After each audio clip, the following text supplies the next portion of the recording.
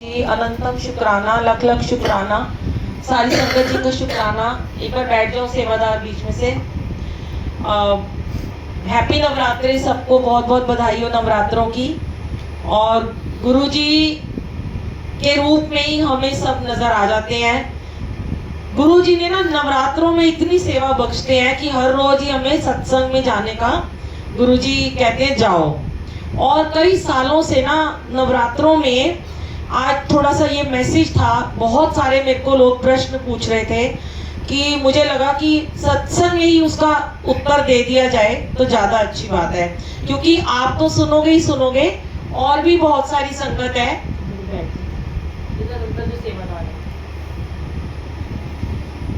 जो भी नहीं आए हैं, उनको भी हम ये मैसेज भेजेंगे सत्संग के रूप में, वो भी सुन लेंगे।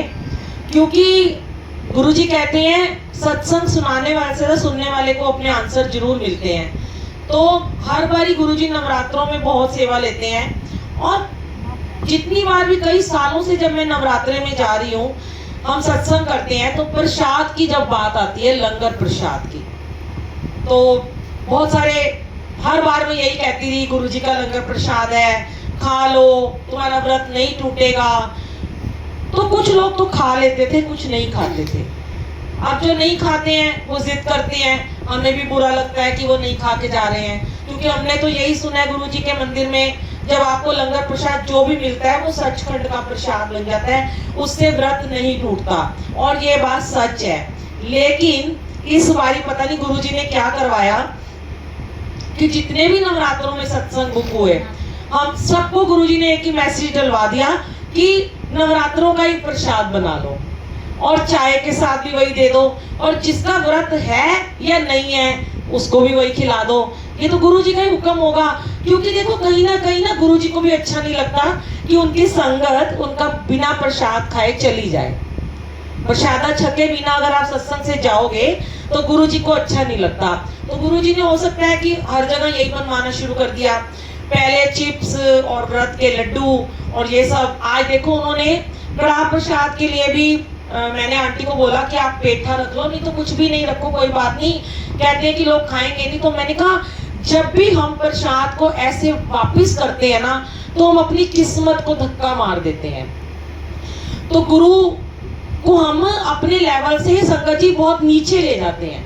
हम मना करते हैं ना जब, तो हम अपने गुरु को बहुत छोटा कर देते हैं। हमें वैसे तो मना करना ही नहीं चाहिए, लेकिन अगर आज गुरुजी ने सिंगाड़े के आटे का कड़ा प्रसाद बनवा दिया तो वो भी गुरुजी को अच्छा ही लगा होगा, उन्होंने भोग लगाया, सबको बंटवा भी दिया और सबने खा लिया।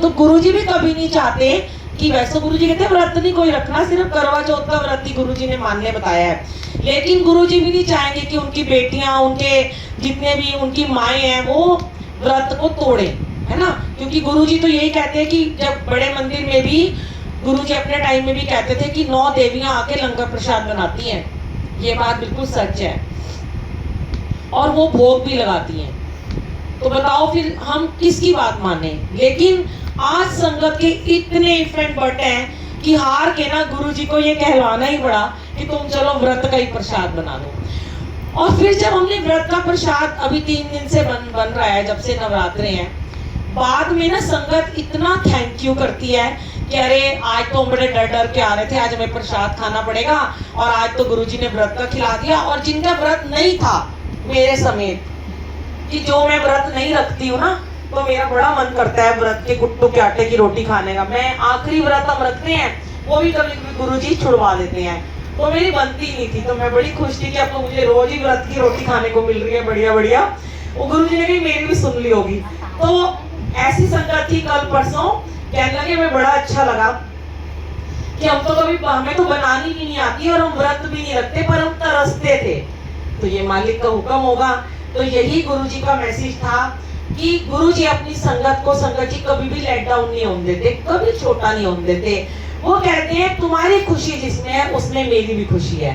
तो उन्होंने लंगर प्रसाद को ही नवरात्रों के व्रत के प्रसाद में बदल के और भोग भी लगा लिया।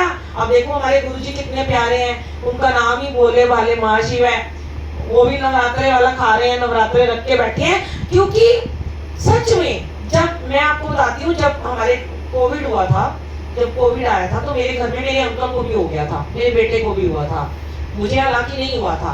तो जो भी घर में उनके लिए खाना बनता था उबला हुआ, मैं वही खाना मैं खाती थी और वही मैं गुरुजी को भोग लगाती थी, चाहे उबली हुई खिचड़ी हो, जो भी कोविड का सिंपल सा खाना था। फिर गुरुजी ने 21 दिन पूरे, मेरे हस्बैंड को बहुत ज्यादा कोविड था तो उन्होंने वही खाया। तो मैं एक दिन गुरुजी को कह रही, गुरुजी आप भी कोविड वाला ही हमारे ही सादा सा खाना खा रहे हो। तब गुरुजी ने मुझे अमृत वेला में यही थॉट दिया कि एनी दुनिया ने ठीक करदा पिया कोविड, मैं भी तो हो सकता है कि मैं भी यही खा के ठीक हो जाऊंगा। फिर उसके जस्ट बाद जैसे ही मेरे अंकल ठीक हुए मुझे टाइफाइड हो गया और इतना जबरदस्त हुआ कि मुझे डबल टाइफाइड, मेरे ब्लड में इंफेक्शन हो गया, मुझे इतनी सारी ड्रिप्स लगी और मैं मतलब बहुत ही बीमार हो गई। और फिर मुझे डॉक्टर ने कहा पहले 14 दिन आपने घिया तोल ये सब खाना है, रोटी नहीं खानी है और सिंपल खाना खाना है बिना घी का, तेल का, क्योंकि पेट में बहुत जख्म हो गए थे। फिर गुरुजी को वही सिंपल खाना खाना पड़ा, क्योंकि गुरुजी को हम हमेशा गुरुजी को वही खिलाना चाहिए जो आप खाते हो। ऐसा नहीं होना चाहिए कि आप उनको पराठे खिला रहे हो या उनको 2 रोटी सब्जी का भोग लगा दिया और वो रोटी प्रसाद रखा रहा रात भर और सवेरे उठ के आपने जानवर को दे दिया या मेड को दे दिया, वो गुरुजी को कभी मानने नहीं है। तो इसलिए हम तो ब्रेड खाते हैं तो ब्रेड का भोग लगाते हैं, पिज्जा खाते हैं तो पिज्जा का भोग लगा देते हैं, जिस दिन हमारा रोटी बनाने का मन नहीं करता हम जो खाते हैं वो इनको भोग लगाते हैं। तो इसलिए फिर गुरुजी ने उन दिनों, मेरे हस्बैंड ने कहा कि अब मेरी तो वैसी वीकनेस है, मैं भी यही खा लूंगा। मतलब पूरा 1 महीने से भी ज्यादा गुरुजी ने सिंपल खाना खाया था, समझ लो 40 दिन। और दुनिया का कष्ट ठीक करते करते उन्होंने कहा कि मैं भी इसी तरह से खाऊंगा। तो ये देखो हमारे गुरुजी हैं जो ना तो कभी नखरे करते हैं और ना कुछ कहते हैं, हम ही हैं जो इतने नखरे मारते रहते हैं हर चीज में। जिस हाल में गुरुजी आपको रखते हैं उसी हाल में रहना चाहिए, जो खिलाते हैं वो खाना चाहिए, हमें ना नुकुर नहीं करनी चाहिए। वो हमारा ख्याल रखते हैं लेकिन हर जगह ये चीज नहीं हो रही है।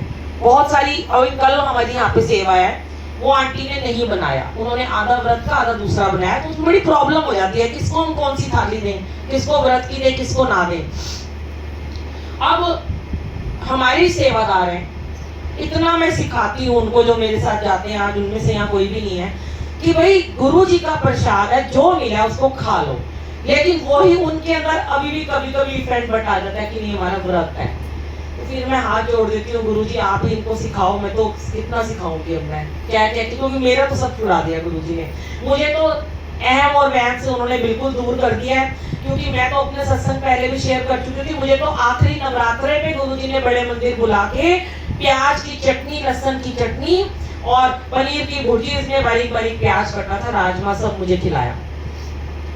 और उस दिन कल भी मैंने शेयर किया था, जब मैं नोएडा में रहती थी, जब मैं घर आई तो मैं गुरुजी को आलू और दही खिला गई थी। सुबह रात को गुरुजी ने आलू दही का भोग लगाया और जैसे ही मैं सुखासन करने गई बाबा जी का, तो मैंने गुरुजी को बोला, गुरुजी आज तो मैंने आपको रोटी नहीं खिलाई, आज तो आपका व्रत हो गया, बड़े आप सही हो, मेरा व्रत उड़ा दिया, खुद आपने रोटी नहीं खाई। तब गुरुजी ने मुझे बोला कि मैं अपनी संगत को कभी लेट डाउन नहीं होने देता, तू हमें चिंता कर दी मैं तेरा व्रत तुड़वाई था, तू तो उठे सचखंड का प्रसाद खा के आई, देख तेरे पीछे आज मैं सवेर की रोटी नहीं खाती, अन्न नहीं खाता, मैं तेरे बदले व्रत रखे हुआ है। ऐसे है हमारे गुरुजी, कहना ही नहीं पड़ता, उन्होंने पूरा दिन अन्न नहीं खाया उस दिन और मेरा व्रत भी नहीं टूटा, क्योंकि मेरे मालिक भूखे बैठे थे, मेरे को खिला दिया उन्होंने पर खुद नहीं खाया। तो ऐसे गुरु को क्यों ना हम बल जाए, क्यों ना उनको उनके गुणगान करें, उनकी बातों को माने, सिर्फ उनकी बातों को मानो जो उन्होंने कह दिया। क्योंकि वो सेवादार को अगर सिखाते हैं तो कहीं ना कहीं इतने सालों से वो सिखा रहे हैं चीजें, तभी सेवादार आपको बोल रहे हैं। कभी भी सेवादार आपको अपने लिए नहीं बोलते कि इसमें हमारा कोई भला होगा, अगर बोलते हैं तो आपके लिए बोलते हैं, हमें तो सिखा चुके हैं, हम तो मान रहे हैं उनकी बातें। जो नहीं मान रहे, जिनके अभी भी इफेक्ट बढ़ते हैं, उनको दूर करो। अगर गुरुजी वाले हो तभी बोला करो हम गुरुजी वाले हैं, वरना ना कहा करो। जय गुरुजी, शुक्राना गुरुजी।